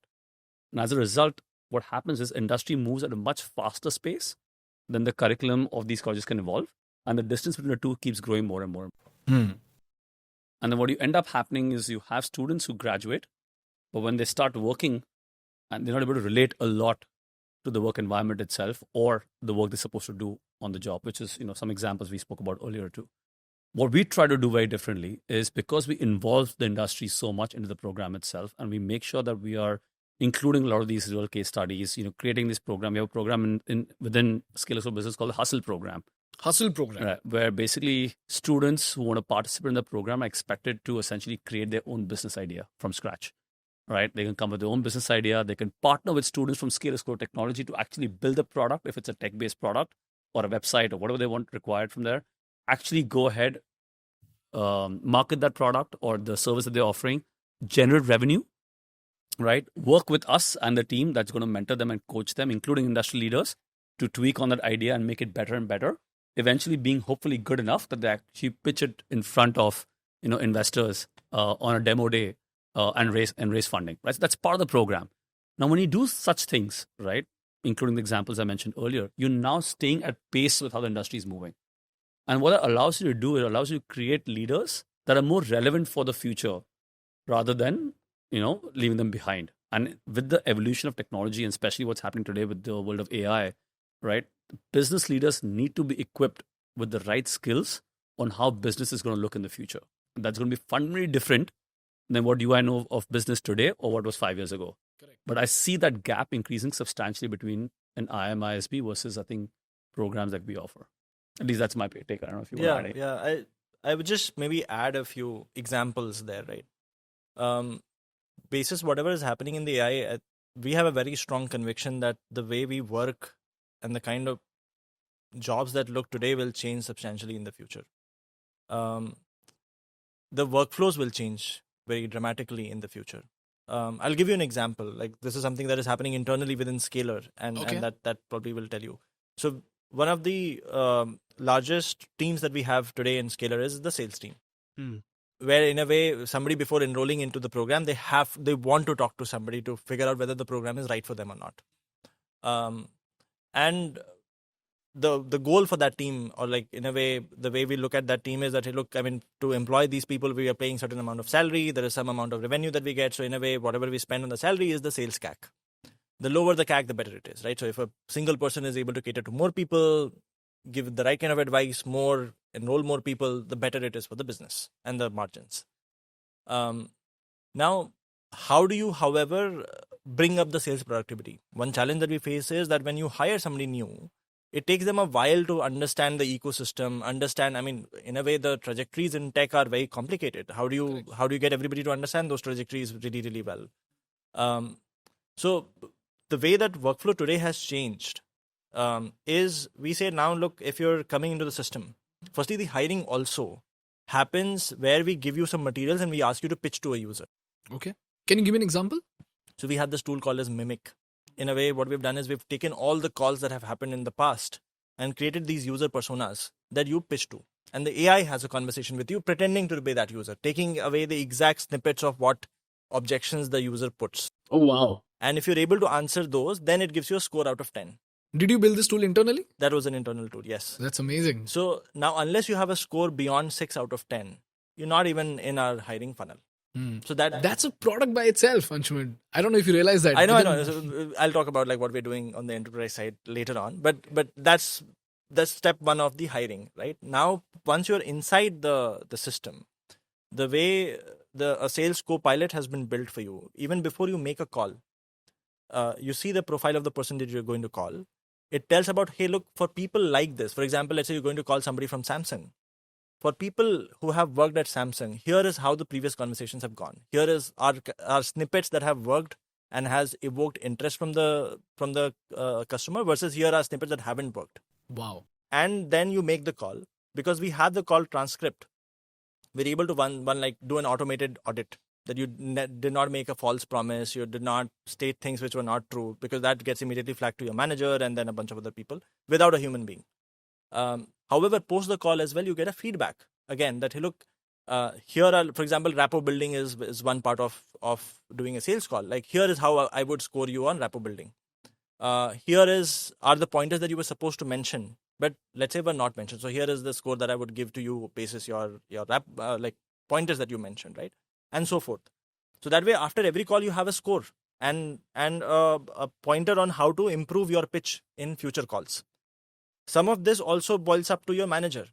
Now your manager knows that if I have 10 people reporting to me who are struggling at what aspect, so that way I can sit with them. If let's say I have 2 people who are bad at rapport building, then I sit with them to drive up the rapport building skills for them. Okay. Now this is a very different workflow than what we are used to, right? Like in a regular human driven setup, you would operate very differently. Correct. And this is how the world is, however, evolving, where you will have these kind of flows. Now, if you're a sales leader, for example, you have to be able to think of these workflows.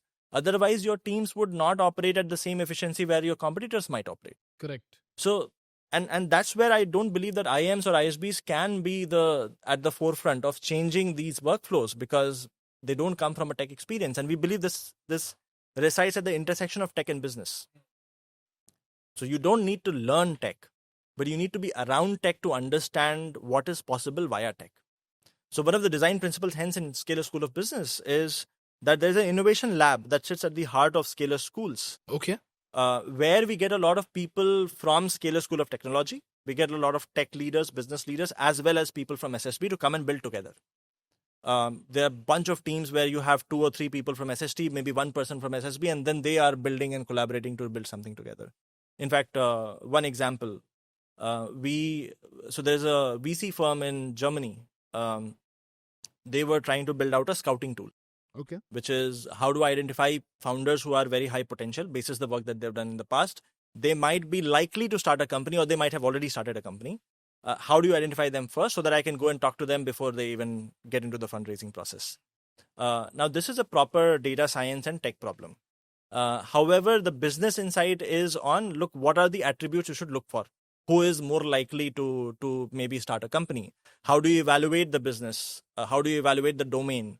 So you need a business person to be able to drive up the product charter in some ways. And you need these tech people to build out basis the direction given. Correct. And at the intersection, then you start to understand what's feasible versus what is not. Mm-hmm. In a regular business school, you would not even be able to explore the possibilities. Correct. And that's the differentiator. That the world is going to look very different 5 years from now, 2 years from now, 3 years from now. The workflows are going to look very different.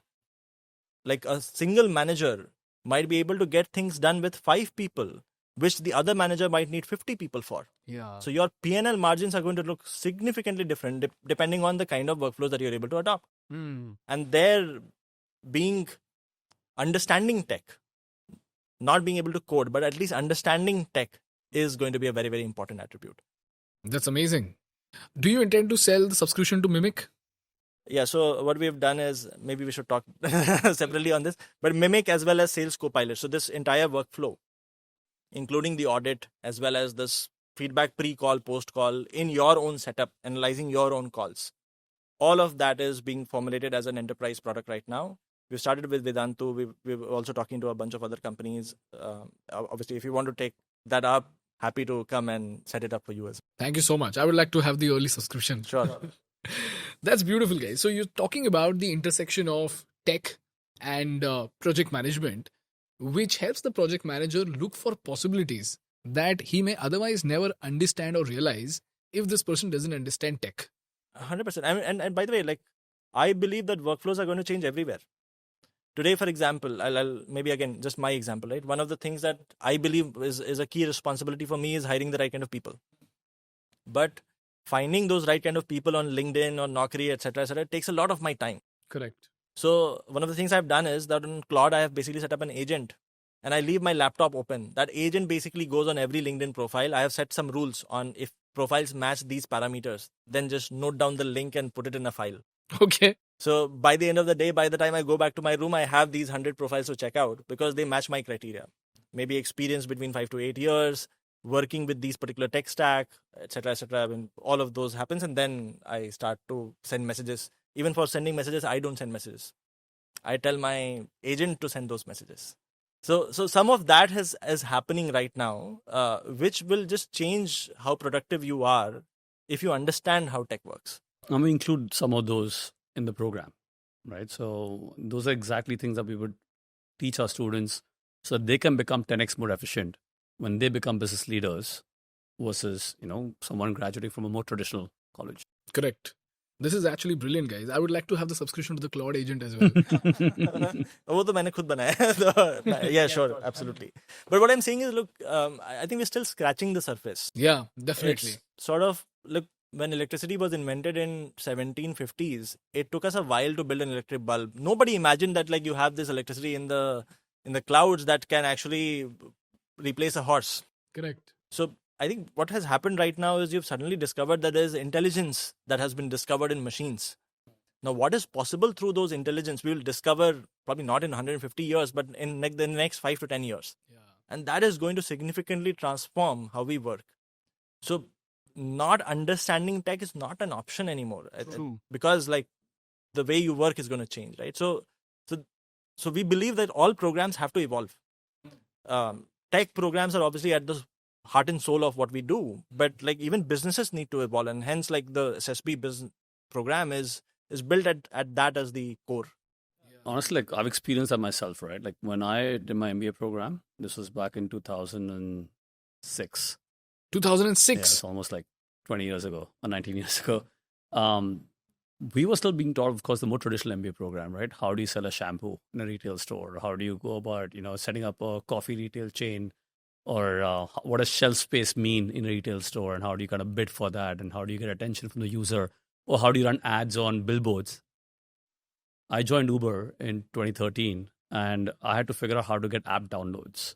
And how does the funnel work from there onwards on how do I get people to actually first go on the app store, download the app, and from there on sign up, and from there on put their credit card and UPI, and then from there on actually book a ride, and then how do they keep re-engaging? I had to figure all of that out while I was on the job itself, because what the MBA program focused on was more traditional, right? But this was just between my instance of 2006 to 2013, where we went from feature phones to smartphones, and suddenly there were apps, and we had to learn how to drive app downloads and how to get the attention of the user, not on a billboard, but on a digital screen, and then get them to actually download the app and start using your service. You fast forward that to 2025 today, and what the next 5 years is going to be, everything Anshuman spoke about on AI agents and sales copilot and everything else that's going on, it's basically that's the future, right? But if the programs are still going to be stuck to where I was, or even for that matter, have come to maybe a certain point of just maybe now teaching new tech businesses in terms of just app downloads or how to build an application, or maybe basics of performance marketing, that's still 5 years behind already. Yeah, it's quite primitive. And every year, you've seen with the AI evolution, it's not years anymore. It's in fact even months in the way it's evolving as well. That makes so much sense. But if there is a calculative way to explore these AI tools in such a way that if there is a student in a tier 2 college or a tier 3 college who has access to internet, how can this person explore these tools in a calculative way so that they can go on to become high performing individuals? What would that method be? I'm not sure if there's a playbook. Usually what I've seen is if you're curious and you like tinkering, you figure out these things, right? Like the way these tools are built are like they're super human friendly. Yeah. You just play around. Nothing is wrong. You can just type out any prompt you want. You can type out anything you want, and it gives you some form of the output, right? So there it's non-judgmental. You can do anything that you like, right? So it's basically about taking out some time in your day and just playing around with things to see what is possible. Just experimentation. Just experimentation. Got it. And it goes back to, I think one of the things that Paul Graham also said was usually great ideas, great companies don't come because one day I had this epiphany and then like I was looking for a good idea and it happens. Usually it happens because you've been playing around and exploring so many things. You've been so curious that you keep asking the question, why does it not happen this particular way? And then you realize, oh wait, this is broken. Why not just go and fix it, right? Yeah. Like if you take a rocket, you break it down. The sum of parts isn't like the cost of the rocket, right? So then it should be much cheaper, and hence you go and build a SpaceX. So I think to a lot of things, the answer is just being very curious and just tinkering around things because it gives you joy and fun, not because somebody told in a podcast that here is a playbook too. Because Anshuman said in a podcast you should explore. The people are exploring. In fact, what I find very interesting is that now that you mentioned accidental discovery, it reminds me of the story of Slack. You know how Slack was discovered, right? Yeah. Slack was practically discovered as a business idea when people realized, I think it was a gaming company back then. Then they realized that emails are just too bad. So they'll have to make this process way more efficient. So the product was Slack, which they used internally, only to realize that, oh my god, the entire world is fed up of emails. We need to put Slack out as a product, and eventually today it's a $1 billion company. And actually, anybody could have built it. So the thing is, IRCs were in fashion for decades before. IRCs as in? Very Slack-like experience. There were these IRC channels that you would have. These could be public channels, could be gaming channels, etc. And you could be part of. In fact, like we used to have something like that within Facebook also. A lot of gamers, a lot of geeks would usually be part of some IRC channels where they would be chatting. Okay. Very Slack-like. It was never productized and made out into an enterprise product. Somebody thought that this would make for a great enterprise product, which makes sense, and then made it out to be. And Google also discovered that they could make money through ads because of an accidental discovery, right? Very interesting. Guys, now I just want to talk about ESOPs, because you guys have been in the startup space for so long. You guys are building a company by yourself, which means you also might be giving out ESOPs. I want to understand what exactly are ESOPs in simple words, and then I want to delve deeper into what makes a person eligible for ESOPs and how they can use ESOPs to generate wealth. So let's start with the understanding of ESOPs. What exactly is an ESOP? Yeah, the simple definition that if I'm an early stage company or a mid stage company, in a way, I want you to have some ownership of my company so that if I succeed, then you also succeed. If today I'm worth 10 million, tomorrow I become worth 100 million, which means my company has become 10x more valuable, then you also end up deriving some value from that 10x growth. That is what I want to happen. Now, the way I do that is like, in general, for example, any company is made up of a bunch of stocks. For example, if my company is worth 10 million today, and then it had 10 million stocks, then every stock is worth 1 rupees. Okay. Right? If the company becomes worth 100 million, then the value of every stock becomes 10 rupees. So the value of every stock increases as the value of the company increases if the number of stocks are the same. Now, how do I give stock to an employee? So what I say is, look, if the company is worth 10 million today, I will give you an option to buy some Y number of stocks. Let's say I have 10 million stocks. I am willing to part with, let's say, 1,000 stocks.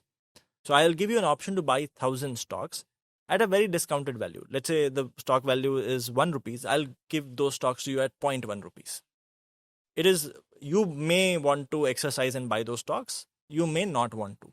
But you're getting stocks at a very deeply discounted price, which means if the company even stays at the current value, you still end up making some money. If the company becomes 10x, then let's say if you have bought these 1,000 stocks, right, at 0.1 rupees. So you basically spend 100 rupees, you now have 1,000 stocks. Their current value is 1,000 rupees. If the company goes from 10 million to 100 million, then every stock value becomes 10 rupees. So now you have 10,000 rupees worth of stocks, which means you spent 100 rupees. You now have 10,000 rupees worth of value. Whenever you sell these stocks, then you end up making 10,000 minus 100, which is roughly 10,000, as wealth for yourself. Got it. So that's stock options. Now, what happens usually is that all these companies don't give you just 10,000 rupees worth of stock. They'll give you stocks worth a significant value. And in a lot of cases, because these stocks become 10 times or 100 times of their original value when you joined, then you end up generating the kind of wealth which you cannot generate through salary. For example? For example, imagine I joined Flipkart. Let's say the salary that I was given to was 20 lakhs. And I was also given 20 lakh worth of ESOPs. Let's say very small exercise price, so I'm not counting the cost of those stocks at all, right? So I have 20 lakh worth of shares. Now, if Flipkart's value becomes 100x, then this 20 lakh becomes 20 crores. When I sell these stocks, then I would make 20 crores, maybe in 10 years, right? Because the company won't become 100 times in just a year. But in 10 years, Flipkart has become 100 times more valuable. So now when I sell these stocks, I may end up making 20 crores. I would have never made 20 crores through salary. Correct. But I was able to still get a wealth of 20 crores through this path. In fact, like in Silicon Valley, it's a common culture. People believe if you can take 4 good bets in your life, one of them is going to work out. And there your stocks will become 10, 20, 30 times, and you'll end up generating the kind of wealth which you probably not generate through salaries. And a lot of that happened in the period of 2000 to 2010. A lot of companies became really, really successful. started from a few million in valuation, became like a $1 billion company or a few $100 million company, which is like 100 to 1000x growth. Yeah. Even if you had like 10,000 or 100,000 worth of stocks, they suddenly became worth tens of millions of dollars. In fact, like there's a very popular story that when Google went for IPO, a lot of their employees had so much wealth that they could go and buy an island. Wow. Because like Google had this became like in a post IPO within 2 years or 3 years, it became like a company worth $100 billion. A lot of them were given stocks when Google was less than $1 billion worth. So 100x growth, plus Google has been very liberal in giving its employees stocks. So hence. Got it. Are all early stage employees eligible for ESOPs? It usually differs from company to company. Companies have policies on who they want to give ESOPs to. A lot of forward-looking companies, a lot of Silicon Valley companies, they want to give ESOPs to employees because in a way they have that ruthless culture of awarding for meritocracy, which Bhavik was mentioning.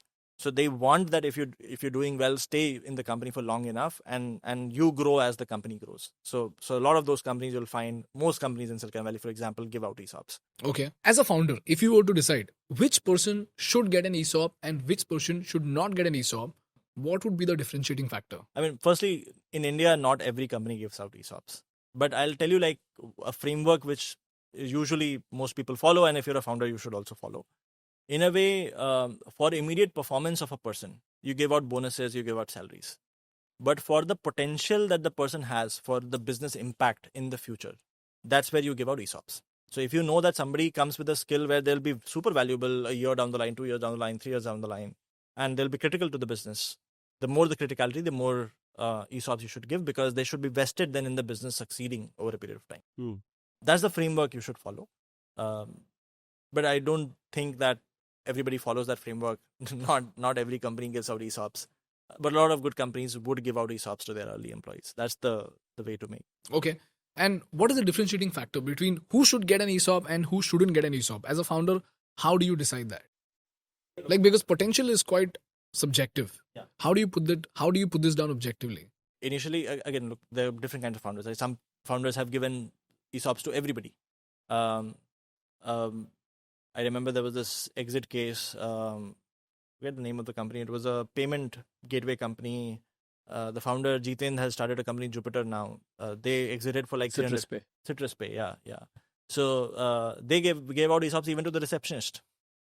And the receptionist ended up making like a few crores through that ESOPs, which obviously they couldn't have made through their regular salary. Alibaba was a similar story. Yeah, receptionist became a millionaire, no? So some founders give ESOPs to everyone. Some founders are selective on who to give ESOPs with. The founders who are selective. Yeah. On what basis are they selective usually? Yeah, I mean, so they basically bet on what are the key departments or key people which would be important for the future success of the company. Key departments and? Key people. Okay. So, for example, imagine if I'm building a tech product, and if my moat of success, my reason where nobody else will be able to beat me is, let's say, the kind of people in tech that I'm able to hire, then I would want that those people in tech are incentivized through ESOPs, because then they stay for longer. I don't want them to just come like mercenaries and then leave in 6 months. There's some companies that might be driven by their go-to-market strategies and like how their brand is positioned, how the marketing team is positioned. And there you might want to then award ESOPs generously to people who are there in your branding team or marketing team, so that they end up doing the kind of work that you really like. So for example, for a lot of D2C companies, it makes sense to have a very strong branding and marketing team, because that's your biggest differentiator on how you're positioned, right? And there you would want to make sure key people there have significant amount of ESOPs so that they're vested in your eventual success. Got it. So the most important departments for you and the most important people for you might differ from company to company, but whoever they are, they should have some skin in the game. Yeah, and sometimes I think companies have a very simplistic approach also, where they will just define that you have the different 10 levels I have in the company. Everyone who is level 3 and above will get a stock option. Everyone who is, let's say, level 1, level 2, which is very junior roles, will not. So when you get promoted into a level 3, you get a option grant, but until then you don't. So sometimes they have a very simplistic approach of just defining or differentiating between just levels. Got it. Anshuman, you spoke about Silicon Valley, and we all are fascinated by Silicon Valley. In fact, Ayush just visited Silicon Valley, and he told me that, bro, every fourth person over here is a millionaire. I was like, how crazy would that be? Right? I want to understand what are the attributes that make Silicon Valley the place it is. Apart from just being a hyped up place for tech talent and tech companies, what exactly makes the culture of Silicon Valley so competitive? Yeah. I mean, apart from the legacy that exists there, which is Apple and Microsoft, and they were all born in or like sort of nurtured in Silicon Valley, right? So you had a lot of people who succeeded from that journey, and so there was excess capital, and excess capital led to again this virtuous cycle of then that capital getting invested in more tech being built, and then that led to more disruption and so forth. But I think the key aspect is what I said earlier, right? Failure is celebrated, which means there is people would sit on dinner and joke about what they had tried and failed at, which means that there is no, in general, there is no judgment around you failing and maybe not making it, and you'll find people who are billionaires. Just I have been to, so there's this Saravana Bhavan in Silicon Valley. Saravana Bhavan is in Silicon Valley. Yeah. There's one in close to Sunnyvale, and I've seen Steve Jobs like a couple of times having dinner in a Saravana Bhavan. You saw Steve Jobs? Yeah, when I was there, Okay. and nobody cared. So people are in general humble, and like there's a lot of acceptance of failure, which means people then can take a lot of aggressive bets and risks, and Silicon Valley is again this place where you'll find a lot of people who are very deep in tech. They want to be. So if you're very deep in tech, you're constantly exploring, and you can take so many risks. Then I mean you're more likely to create things of value. In a way, if you see like the large successes that have happened in Silicon Valley, they've come out at the combination or the intersection of a lot of knowledge depth and being able to experiment. Google was that, right? Like it's not like Larry Page one day woke up and built a search engine.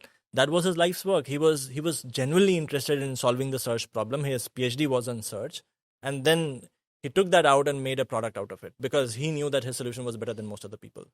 One of the biggest headphone companies, Bose came out of MIT because the person who built out was doing that as a PhD research and like was working on the problem of like how do you solve the audio experience for people for so many years. So I think that is at the core of the Silicon Valley, the why it succeeds and why it continues to do well. Risk-taking appetite, right? OpenAI before creating GPT burned so much money. Correct. And then nobody questioned what is your way of making revenue. In fact, like I remember once Sam Altman had jokingly quoted that if I end up building AGI, then AGI will make money for me. Yeah, he said he will ask AJ how to make money. So yeah, I mean, there is a lot of risk appetite, there's a lot of capital, and there is a lot of good tech talent. At the intersection of these three, you end up creating beautiful things. Beautiful. Anshuman, you worked so closely with Mark Zuckerberg. What makes Mark Zuckerberg so special? The 2-3 things. So one is, I think there was a lot of appreciation for understanding human psychology in the field of social networking. I remember most of our product managers, they had done something or the other, some minor in human psychology if they were hired as a product manager. He himself at Harvard had done a course in psychology. So he came from that mindset where he understood how humans function. 2 is he was super humble. I joined there as a fresher. Like that was my first job. I sat on my table. He came and walked up to me to introduce himself that, hey, I'm Mark. I run this company. Welcome to Facebook. I remember the next day, there were 3 of us who were sitting on a table having dinner. He came over and then sat with us to understand who we were.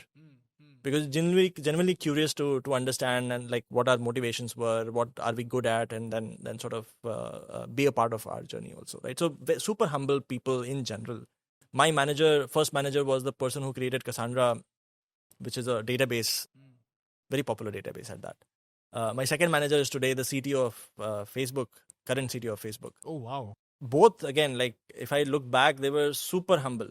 So I think one of the other reasons that contributed to Mark's success was also the fact that one is he had great understanding of human psychology, and obviously he was a tech genius, so he could apply it to the field of tech. So it was interdisciplinary in some ways, but also the fact that he was so humble that he was always willing to learn.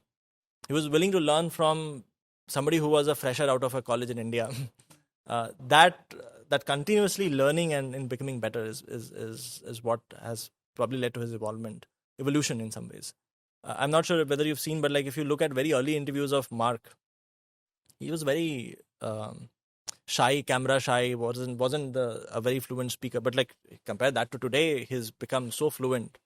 So I think constantly evolving and becoming better has been a key attribute which has led to where he is today. Got it. So you're saying understanding of human psychology, humbleness, and the ability to keep on learning. Yeah. I think that comes from humility. If you're very humble, then you always feel that other people know more than you. And then you're always willing to learn from them instead of hushing somebody away that usko kya aata hoga. Correct. Anshuman, how does a 25-year-old kid like Mark Zuckerberg mobilize the best talent across the world to build something so revolutionary? Because you mentioned that he was humble, and great talent often comes with a bit of arrogance. So why would an MIT graduate who has 10 years of experience come and work for a guy like Mark Zuckerberg? And if they did, I'm assuming that's because of his insane leadership quality. What was that quality and how did he execute it? I think just elaborating on the communication aspect, right? Like one of the things that founders have to be really good at is selling the idea and selling it in a very with the right choice of impactful words, which also resonates with you. Facebook was such a cool thing back then that once it started to get traction, it became very easy to sell the idea, and people would join because they believed this could become really, really large, and they wanted to be a part of that mission. They wanted to build this next coolest thing on the planet. So one is his ability to be able to pitch and convince people that this is the next thing to build. Okay. Two is obviously like the traction or the proof of work in some ways, right? Like he was building Facebook, and Facebook, I would also give kudos to his GTM strategy, right? Which was going to colleges first, universities first, before actually releasing it to the public. So the coolest kids were there already. And it was growing like wildfire. So as that happens, there are a bunch of unique opportunities that arise. Like from a tech standpoint, that kind of scale is hardly seen by any company. I think at that time it was only Google who had seen that scale. The kind of engineering challenges that you had at Facebook was very unique to Facebook. Very similarly, from a product standpoint, from a marketing standpoint, you wanted to be a part of this cool thing that everybody in the country was using, everybody was just going gaga about. So all of that helped attract the right kind of talent. Early on, I mean, obviously, like founders are very, very lonely when they're doing the 0 to 1 because it's very hard to convince people to come and join you on the mission. But once your product starts to do well, then both the product and the founder, they both pitch together. Got it. What are the 3 most important learnings that you took away from Facebook? I think continuously obsessing over impact, the numbers thing, because it was drilled down in me through the performance reviews that you have to talk numbers, you have to talk impact. So obsessing over that, being extremely meritocratic, which is get the right people for the right job, who can get it done eventually, and being super humble through the phase. Like always realize that there is more to learn from everybody who's around you, and as long as you continue to do that, then you'll keep becoming better. Got it. Bhavik, what are the 3 most important lessons that you took away from Uber? I think the first one, which I mentioned earlier, ruthless meritocracy. I think companies like Uber, which are generational companies that fundamentally change the behavior of our human travels, or how we consume food as well, for that matter, with Uber Eats. These companies have to ensure that they have the highest performing individuals at the right jobs. So meritocracy was number 1. I think number 2, just ability to understand that every decision that you can make can be driven by data, right? Obsessing over data, looking at every single aspect through the lens of a data and taking decisions only based on that versus this is what I feel like doing and hence I will do that as a decision. I would say that was number 2. And number 3, when you have hyper growth startups and you have teams that are, all around the world, we were live in multiple different countries, cities across. There's so much to learn in terms of nuances of businesses from different people from different parts of the world. That took away that a lot, right? Like how business is different in the US, how economics work different in the UK, how users think differently in Japan versus what happens in India, and sharing what happens in India to other parts of the world as well. Beautiful. So learning during the stages of hypergrowth and learning always for that matter. Yep. Perfect. Guys, thank you so much for spending 2.5 hours over here. It's been a delight because I'm taking away so many things. Tomorrow I'm going to execute a lot of things in my company and hopefully everybody who's watching this has some actionable insights to work on. Before we say goodbye, I just want to quickly summarize on the things that we discussed. I'll just try to do, I hope I do justice to the conversation that we've had through this summary. And you tell me if there's anything that I need to correct in order to make sure that we can provide uncontaminated value to the people who are watching this. The first thing that we discussed was about the most important attributes that a person needs to have in order to make 50 lakh rupees a year. A 50 lakh rupee person needs to be a high performing individual. A high performing individual needs to be a great problem solver, needs to be a genius at curating great customer experience, which means this person has to obsess over customers. And we also learned that root cause analysis is a very important part of the problem solving ability of this person, which enables this person to look at problems way deeper than they actually are, which eventually turns them into better problem solvers and turning them into high value individuals. Then we spoke about how great players operate. Here we spoke about Ritesh Agarwal and you telling me about a bunch of high performing individuals put together. When high performing individuals are put together, because they're so proactive, they just tend to produce the best products regardless of whether you give them guidance or you don't give them guidance. Because they're high performing individuals, they figure it out by themselves. So if somebody wants to become a high performing individual, the most important quality is proactiveness.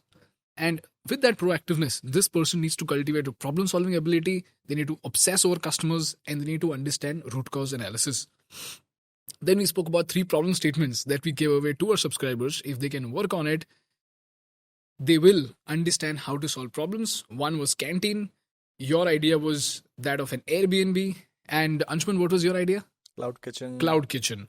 So if you can run a cloud kitchen, if you can sublet apartments in Mumbai or Delhi and run an Airbnb, not Mumbai, a great place where people can stay and have a great experience. If you can sublet that and make money, if you can start a college canteen and make money, you will get a very deep understanding of how does the customer behave, what does the customer pay for, what exactly is the real meaning of profit, what is customer acquisition, what is sales. If you understand these basics, A, you will end up with a great side gig. B, that side gig could go on to become your main gig. C, even if the side gig does not scale a lot, it is an incredible value addition to your resume, which will help you stand out. Because we learned that resumes might lie, but side gigs don't. Then we spoke about how to design a great resume. And here, Anshuman, you told me that there are 3 very important aspects of a candidate that needs to come out while the resume is being read by the recruiter. These aspects are objective, responsibility, and result. What was the objective of the project? What was the responsibility of this individual in that project? And number 3, what was the result because of this individual?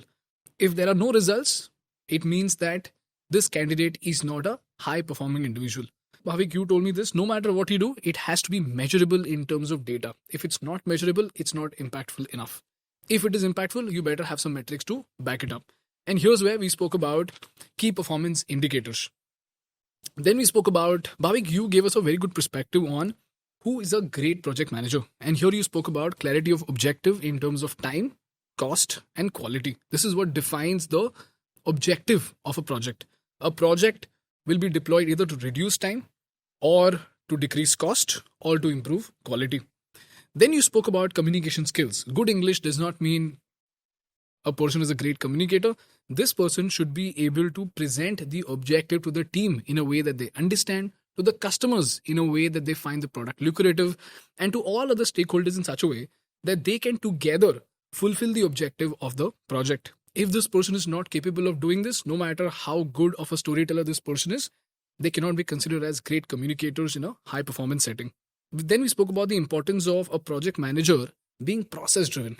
If this person can break down a project into multiple processes, break down those processes into multiple tasks, and then successfully delegate those tasks to the right individual, eventually to fulfill the objective, this person is a high performing individual. And this requires a proper breakdown of the project in a way that delegation is possible. If this person cannot do this, then you can't consider them as high performing individuals. If they can do it, the clarity by itself will turn that person into a high performing individual. And last and most importantly, after all of these things are done, it is important that they deliver impact which are backed by metric. Again, it comes down to the same first principle. If you can't measure it, it's not impactful enough. And if you can measure it, you should definitely put it down into numbers so that the impact is visible. Then we spoke about how do you measure this impact. Here, Anshuman, you told us about the objective key result framework, where an objective needs to be broken down into multiple goals. So an objective will, let's say, have two goals, goal 1, goal 2. Those goals will then be broken down into KPIs, and those KPIs will be given to individuals. Individuals will have KPIs, teams will have goals, and organizations will have the objective. So when the objective gets percolated in terms of KPI, the impact can be measured at the grassroots level. And when all those grassroots level impacts come together, it results into the objective of the organization being met. And you gave us the example of 15,000 paid applications eventually resulting into 400 students. If you want to go from 400 to 800 students, you will have to have 30,000 paid applications. 30,000 paid applications will require double the viewership on your YouTube channel, which means the social media team will have the goal that they'll have to go from 1 million subscribers to 2 million subscribers if we want to get 30,000 paid applications. Then we spoke about the Silicon Valley. Here's where we spoke about ESOPs, employee stock options, and it is dependent on two parameters, key departments and key people. A company like Mokobara would value somebody in marketing and branding way more as compared to, let's say, manufacturing. Whereas a tech company, because for the tech company, the mode itself is tech, they would value people in the tech department. Then we spoke about what are the most important qualities that make Silicon Valley the place that it is, which is highly competent, highly innovative, which consistently attracts great talent. It started with capital and the glorious stories, but then it resulted into a virtuous cycle where great stories attracted great talent. Great talent then became great at problem solving, risk taking. When supported with capital and humbleness, it results into great collaboration. And when that is backed up by creative confidence, where people don't shame you for your failures, it results into a highly conducive atmosphere, which results into something as magical and revolutionary as Silicon Valley. And there you saw Steve Jobs having lunch, which was quite fascinating.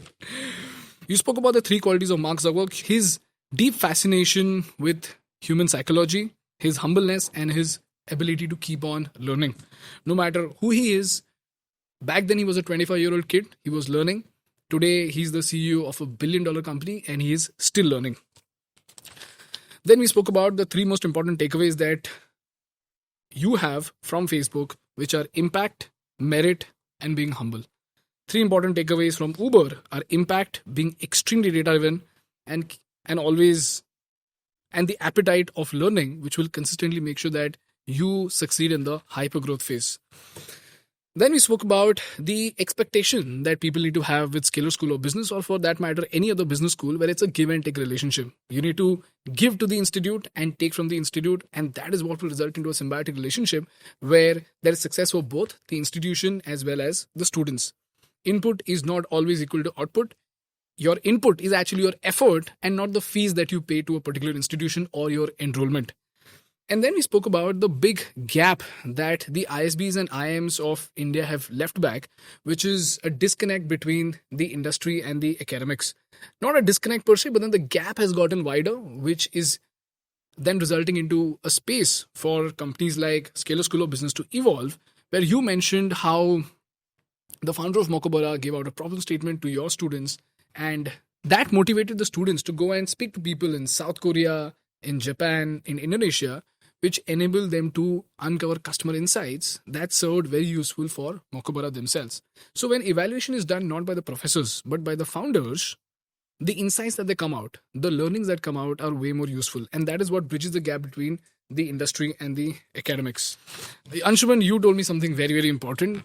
Why is it important for the CEO or a project manager? Usually, people think they would require an MBA, but you mentioned that they require a perfect intersection of project management abilities and tech perspective. Not the understanding of tech, but the ability to understand what tech is capable of, so that those possibilities can then uncover insights which will turn a team into a super productive team. And when that is applied across teams, it turns an organization into a super productive organization. One example of the same was your tool Mimic, which is an incredible tool for which I need a subscription, which understands the conversation that is happening between the sales team and the customers. It profiles the customers, judges the sales team on the basis of rapport, the quality of the conversion, whether the pitch went through or it did not go through. If it did not go through, why it did not go through. All those insights then act as raw material for the sales team to then churn on to understand how can we close deals better. And this tool then enables the next leg of sales team to then pitch to clients better, to look for the right profile of clients, and eventually turn sales into a very, very efficient process. Had this perspective not been in place, then we would follow the same Excel sheet sales team framework where the sales team would call, they would enter data in Excel sheet, and the next team that comes in will then be surfing through the Excel sheet to look for valuable data, which is quite difficult. And to be very honest, it's quite impractical. If this is deployed across organizations where they have CEOs and project managers who understand both tech as well as project management, I think you mentioned that it will give rise to a cohort of individuals who will by default be high performing, and they're required in today's age because, like Bhavik mentioned, today the cycle is no longer about years, it's about months. And we are exploring this on a day-to-day basis. When this is happening quarter on quarter, we need individuals who have the appetite to learn, who understand that they know very little, and who understand the pace at which the space is evolving. If they have this understanding, they will consistently be learning, they will consistently be evolving, eventually resulting into high-performing individuals. Those high-performing individuals will then result into high-performing organizations. This is what Scalar School of Technology, Scalar School of Business, both of them are coming together to develop. Perfect. Thank you so much, guys. It was a pleasure. I hope you had fun. It was great. Thank you. Thank you, guys.